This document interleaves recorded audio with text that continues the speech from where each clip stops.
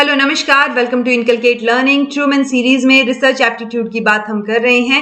Applications क्या रहेंगी ICT की रिसर्च में, यानी इंफॉर्मेशन एंड कम्युनिकेशन टेक्नोलॉजी की, मतलब क्या टेक्नोलॉजी हम रिसर्च के फील्ड में यूज करते हैं। तो रिसर्च का तो बहुत लंबा प्रोसेस होता है कि आप लिटरेचर रिव्यू कर रहे हैं, चीजें करें, लास्ट में जाके कंक्लूजन, रेफरेंसिंग, बहुत सारा काम होता है। ठीक है, सो उसमें रिसर्च में आईसीटी बहुत जगह यूज होता है, जहां पे हमारा कुछ जगह टाइम बचाता है, चीजों को ईजी कर देते हैं।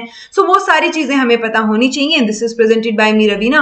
वीडियोस इन्फॉर्मेटिव लगे तो इनकलकेट लर्निंग को आप लाइक शेयर सब्सक्राइब कर सकते हैं। सो एप्लीकेशंस की बात करेंगे। देखिए, आज जो आप ये लेक्चर में देखने वाले हैं, बहुत सारी चीजें हैं इसमें, ठीक है, और बहुत सारी तो मैंने इंक्लूड भी नहीं की जो बुक में मेंशन थी, क्योंकि आपको सारी करने की जरूरत नहीं है। जितना आपको एक बार गो थ्रू हो जाइए इन चीजों से, जिनके पास ट्रूमैन की बुक है, आप एक बार पढ़ लीजिए मोटे मोटे तौर पे, तो आपको आइडिया हो जाएगा कि कहां कहां क्या क्या यूज होता है। ओके, आपको सारे के सारे सॉफ्टवेयर के सारे सर्च इंजन के नाम याद रखने की जरूरत नहीं है। ओके, देखिए तो इफेक्ट क्या रहेगा आईसीटी का रिसर्च के ऊपर। बहुत सारे इफेक्ट होते हैं जी, ठीक है।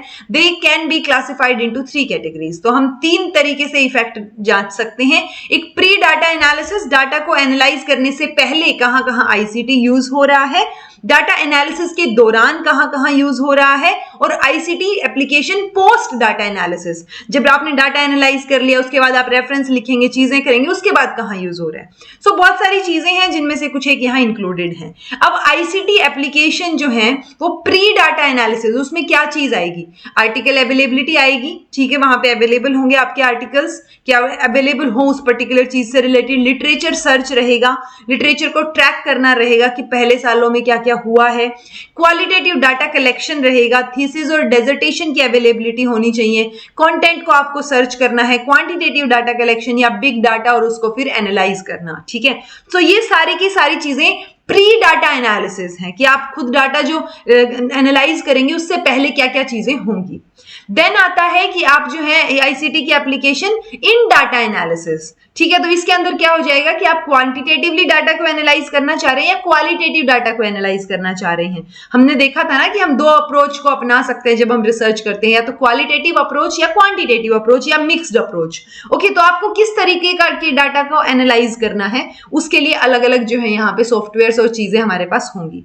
लास्टली रहेगा आईसीटी की एप्लीकेशन पोस्ट डाटा एनालिसिस, कि आपको रेफरेंसेस या बिब्लियोग्राफी कंपाइल करनी है, आर्टिकल या थीसिस या जो डिसर्टेशन आपने लिखी है उसका रिसर्चर्स के साथ आपको कुछ डिस्कशन करना है, पीयर रिव्यू करवाना है, या और भी बहुत सारी चीजें, प्लेगरिज्म चेक करवाना है, ठीक है।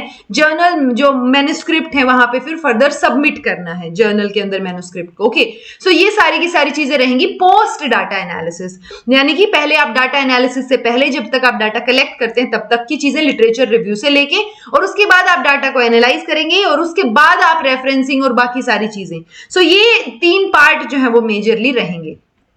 डाटा को एनालाइज करने के बहुत सारे टूल्स होते हैं भाई, जैसे स्प्रेडशीट सॉफ्टवेयर हो गया, उसमें भी बहुत सारे, माइक्रोसॉफ्ट एक्सेल हो गया, लोटस 123, जेवेलिन प्लस, मल्टीप्लान, तो अब ये बहुत सारे हैं, आपको सारे के सारे याद रखने की जरूरत नहीं है। आप एक बार गो थ्रू हो जाइए, इनसे नाम देख लीजिए कि अच्छा वर्ड प्रोसेसर पैकेज है माइक्रोसॉफ्ट वर्ड, जिसके अंदर आ जाएगा प्रेजेंटेशन सॉफ्टवेयर होते हैं, पीपीटी, माइक्रोसॉफ्ट पावर पॉइंट, और या फिर लोटस का फ्रीलांस ग्राफिक्स। सो जब आप इनको एक बार देखेंगे, एप्पल का कीनोट होता है। अगर आपको कोई बहुत क्यूरियोसिटी है तो आप ये वर्ड्स को जब डाल के देखेंगे ना गूगल पे, तो आपको अच्छे से चीजें दिख जाएंगी। ओके, डाटाबेस को मैनेज करने के भी बहुत सारे पैकेजेस होते हैं। ओके, देन ब्राउजर्स होते हैं बहुत सारे, कि इंटरनेट एक्सप्लोरर हो गया, मोजिला फायरफॉक्स हो गया, ओपेरा, क्रोम, बहुत सारे हैं। सर्च इंजन हो गए जैसे गूगल, याहू, अल्टाविस्टा, हमें फेमस क्या है, गूगल है। ऑनलाइन कहीं और हो सकता है कोई और सर्च इंजन फेमस हो, ठीक है। ऑनलाइन डाटा और क्लाउड सर्विसेज, जो आपको ऑनलाइन डाटा कलेक्शन या जैसे ऑनलाइन जो है उसको डाटा को सेफ रखने के लिए भी बहुत सारे ऑप्शंस होते हैं आपके पास टेक्नोलॉजी के लेवल पे। और भी बहुत सारे सर्च इंजन हैं जैसे साइट यूलिक, हमने नहीं पढ़ी हैं ये चीजें, राइट। सो आपको डीप में जाने की जरूरत नहीं है, रेयर कोई एक आधा क्वेश्चन आता है इनमें से, बट अगर आप गो थ्रू कर लेंगे तो आपको थोड़ा सा एक वाइड ब्रॉड नॉलेज जो है वो इस बारे में होगी। जैसे सर्च करेंगे, ऑर्गेनाइज करेंगे और शेयर करेंगे स्कॉलरली पेपर्स को, जैसे गूगल स्कॉलर होता है, वैसे ही साइट यूलिक है, कॉलविग है, कंटेंट माइन है, देन ये डाटा एलिक्सर है, डीप डाइव, एविडेंस फाइंडर। सो बहुत सारी चीजें आपको देखने को मिलेंगी। हमारे में फेमस क्या है, गूगल स्कॉलर है, जो मैं आपको नेक्स्ट लेक्चर में जब वो स्टाइल वगैरह आई थिंक करवा दिया मैंने, वो स्टाइलिंग वाला ना, उसमें भी आप देख सकते हैं कि मैंने गूगल स्कॉलर पे ही आर्टिकल खोल रखे थे, तो वो गूगल स्कॉलर हो गया कि ब्रॉडली जो आप मतलब स्कॉलर के लिटरेचर रिव्यू के लिए, लिटरेचर को देखने के लिए हेल्प करती हैं चीजें। ऐसे ही स्कॉलर आप अगर लैबी डाल के देखेंगे या लेजी स्कॉलर डाल के देखेंगे तो आपको वहां पे एक्सटेंशन या लिटरेचर को आप सर्च कर सकते हैं, वो सारे के सारे इंजन आपको दिख रहे हैं। ऐसे ही पेपरिटी, पेपरस्केप, आप इनके स्क्रीनशॉट ले सकते हैं अगर आपको पढ़ने का मन है, अदरवाइज बुक में आपकी में है तो एक बार आप वहां से भी गो थ्रू कर सकते हैं। जैसे साइंटिफिक जर्नल फाइंडर हो गया, एसजे फाइंडर, ऐसे ही साइंस फाइंडर भी होता है, एक साई फाइंडर भी होता है, ठीक है।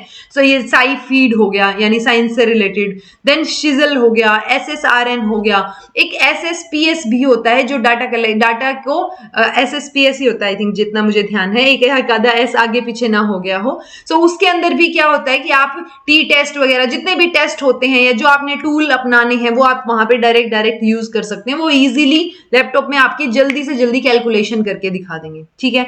आर्टिकल विजुअलाइजेशन हो गया कि आपको पर्टिकुलर कोई भी आर्टिकल जो है वो वहां पे विजुअलाइज करने के टूल्स मैनेज वहां पे होंगे अवेलेबल, ठीक है। रीड क्यूब हो गया जहां पे आप रीड मैनेज या डिस्कवर कर सकते हैं नए लिटरेचर को। ऐसे ही पब रीडर हो गया, पेपर हाइव हो गया, मेंडले हो गया, अकेडमिया हो गया, ये तो आपने सुना ही होगा, ठीक है। इनोसेंटिव भी है, एक इनोसेंटिव जो क्लाइंट्स को हेल्प करता है कि क्रिएटिव या क्या डाइवर्स लेवल पे चीजें हो रही हैं उसको देखने के लिए, ठीक है। Then journal of brief ideas, LinkedIn, ये आपको पता होगा प्रोफेशनल नेटवर्किंग साइट है। देन लूप हो गया, फिर ये रिसर्च कनेक्शन, रिसर्च गेट, ये भी आपको पता होगा रिसर्च गेट, ठीक है। सोशल आएगा जी, ये social network. Then science exchange हो गया या सोशल साइंस स्पेस हो गया। सो ऐसे बहुत सारे हैं जहां से आप रिसर्चर से या एक्सपर्ट से कनेक्ट कर सकते हैं, उनसे बात कर सकते हैं, ठीक है, आउटरीच कर सकते हैं चीजों को। जैसे ये एनिमेटेड साइंस या nano hub, science simplified, useful science, we share science. So point ये है कि शेयरिंग भी हो सकती है, आप वहां से डाटा भी देख सकते हैं, कोलैबोरेट भी कर सकते हैं। सिटीजन साइंस हो गया जैसे इनोसेंटिव या पेशेंट इनोवेशन। सो पॉइंट क्या है कि रिसर्च में बहुत ब्रॉड लेवल पे अगर हम देखें सो बहुत सारे आईसीटी के जैसे टूल्स हैं, जो टेक्नोलॉजी है जिसका इस्तेमाल किया जाता है रिसर्च के अंदर। अब अगर मैं मान लो एजुकेशन में रिसर्च कर रही हूँ, कोई साइंस में रिसर्च कर रहा है, वहां पे उनको किसी और तरीके के इंस्ट्रूमेंट की जरूरत है, तो कोई ना कोई इंस्ट्रूमेंट वहां एग्जिस्ट करता होगा, ठीक है। मान लो मुझे सिर्फ डाटा को एनालाइज करने के लिए चाहिए ज्यादातर, या फिर मुझे रेफरेंसिंग के लिए चाहिए। सो वो अलग अलग लेवल पे अलग अलग लोग अलग अलग तरीके से जो टेक्नोलॉजी है उसका इस्तेमाल करते हैं। क्राउड फंडिंग के लिए जो है वो भी किसके लिए यूज होता है, क्राउड फंडिंग मतलब बहुत सारे जैसे बोलते हैं ना कि भाई आप लोग डोनेट कर दीजिए, इसकी हेल्प करनी है या किसी और की हेल्प करनी की, इस व्यक्ति को कैंसर है, या किसी उसने बोल दिया, क्या बोलते हैं ये सेलिब्रिटीज वगैरह ने बोल दिया कि आप प्लीज क्राउड फंडिंग कीजिए, थोड़ा थोड़ा 10-20 रुपए जितने भी आप दे पाए अपनी तरफ से, राइट। सो मतलब कितने करोड़ लोग हैं ना, सबने 1-1 रुपया भी दे दिया तो सोचो कितना हो गया। सो वो सिचुएशन है यहाँ पे कि क्राउड फंडिंग के लिए भी बहुत सारे यहाँ पे क्या होते हैं जी, सॉफ्टवेयर्स होते हैं जैसे थिंकेबल, साइफ्लाइज, माई प्रोजेक्ट, एक्सपेरिमेंट, कॉन्सेनो, तो बहुत सारी चीजें हैं। लैब और प्रोजेक्ट को मैनेज करने के लिए भी चीजें हैं कि आप कैसे अपनी चीजों को ऑर्गेनाइज रखेंगे, जैसे आसान है ये। देन ई लैब इन्वेंट्री यानी इलेक्ट्रॉनिक लेवल पे, lab suit, life technology, lab management tool. तो मैंने बताया ना आपको कि मान लो जूलॉजी का फील्ड है, केमिस्ट्री का फील्ड है, फिजिक्स का फील्ड है, एजुकेशन का फील्ड है, तो सब में अलग अलग तरीके के जो हमारे पास क्या है, ये सॉफ्टवेयर्स हैं या अलग अलग तरीके के टूल्स हैं वो इस्तेमाल किए जाते हैं, ठीक है जी। ऐसे ही इलेक्ट्रॉनिक लैब नोटबुक हो गया, इसमें भी फर्दर और तो इसमें ये जो बुक है ट्रूमैन की, इसमें बहुत ब्रॉड तरीके से बहुत डिटेल में चीजें दे रखी हैं, बहुत सारे नाम दे रखे हैं। गो थ्रू कर पाए तो वेल एंड गुड, नहीं कर पाए तो भी कोई बड़ा इशू है नहीं। जैसे रेफरेंस मैनेजमेंट की अगर बात करें, ये इंपॉर्टेंट हो जाता है, जैसे एंड नोट हो गया। सो ये सॉफ्टवेयर है जो कि आपके रेफरेंसेस को जल्दी से जिस स्टाइल में आप बोलेंगे उसमें अरेंज कर देगा। ऐसे ही मेंडले है, ऐसे ही पेपर्स है, कोलविग है, सिटावी है। तो आपने एंड नोट तो सुना होगा, बाकी शायद ना सुने हो, बट काम इन सब का भी वही है कि ये साइटेशंस को रेफरेंस मैनेजमेंट में हेल्प करते हैं, ठीक है, साइटेशन को क्रिएट करने में या बिब्लियोग्राफी ज्योग्राफी को मैनेज करने में हेल्प करते हैं हमारी। सो ओवरऑल हम बोल सकते हैं कि रिसर्च के फील्ड में जब हम अगर फील्ड वाइज भी देखेंगे ना कि अच्छा जूलॉजी देख लिया, साइंसेज का देख लिया, या ह्यूमैनिटीज का देख लिया, लिटरेचर का देख लिया, या मास कम्युनिकेशन का देख लिया, तो हर लेवल पे रिसर्च के टूल्स जो है टेक्नोलॉजी के लेवल पे बहुत सारे होते हैं ऑलरेडी, एंड आपको सारे के सारे याद रखने की जरूरत नहीं है। एक बार गो थ्रू कर पाए तो वेल एंड गुड, नहीं तो इट्स ओके। एक आधा क्वेश्चन रेयर आता है, आएगा तो भी ये लगा लीजिए कि 49 क्वेश्चन हो गए हैं आपके लिए, बट हाँ पढ़ पाए तो बढ़िया है। आपकी थोड़ी, अगर आपको पीएचडी करनी तो आपको इन सब चीजों का ज्यादा पता होना चाहिए, एक ब्रॉड नॉलेज आपको इनसे रिलेटेड होगी। So this was all about today. Thank you so much for watching. Be happy, keep smiling, subscribe to Inculcate Learning because it is absolutely free, and be consistent in your efforts.